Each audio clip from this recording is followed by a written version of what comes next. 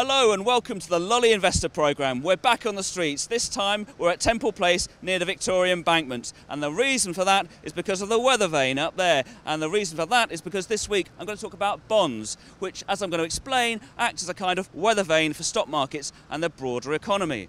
In the past two videos, I've talked about how the main types of investment are largely priced on the income they produce. We've looked at commercial property and shares, and now it's the turn of bonds.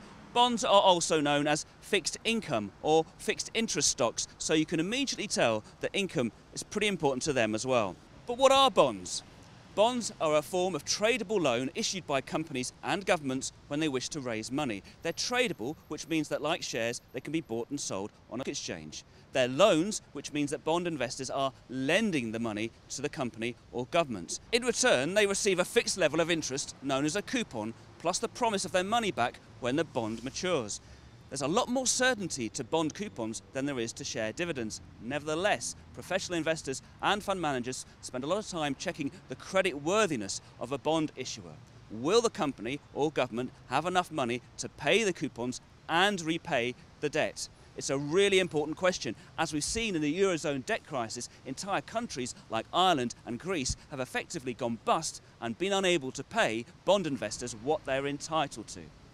When we looked at shares, we saw there was an inverse relationship between share prices and dividend yields. If the dividend payment remains constant, then if the share price falls, the dividend yield rises because new investors will get more dividend from each share. And vice versa. If the share price rises and the dividend stays the same, the yield falls because new investors will get less dividend from each share. Exactly the same thing applies to bonds. A £100 bond paying an annual coupon of £5 yields 5%, 100 divided by 5. However, if the price falls to £80, the yield rises to around 6%.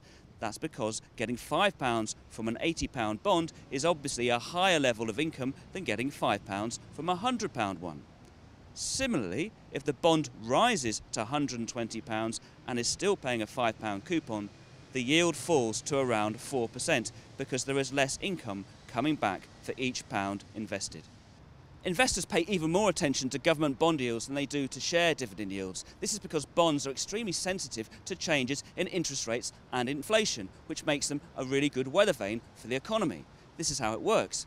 If the economy is doing well, then interest rates will start to rise as the authorities try to discourage people from borrowing and spending too much money and in sending inflation high. As interest rates rise, the fixed coupons of bonds look relatively unattractive, and so bond prices start to fall. By contrast, and generally speaking, share prices will do well in this economic environment. Conversely, as the economy starts to slow down, interest rates will fall as the authorities try to encourage people to borrow and spend more money. As interest rates fall, the fixed coupons of bonds look attractive, and so their prices rise. By contrast, and again generally speaking, share prices won't do so well in this environment as companies struggle to grow their profits and grow their dividends. So that completes my look at how income and investments are connected. There's no doubt that shares, bonds and property all behave in very different ways, but as we'll see later, that can be a useful feature as you can combine these asset classes in the hope of getting a more sustainable return on your money. Next week, I'll start to look at funds and how you can actually invest in some of the asset classes we've been looking at.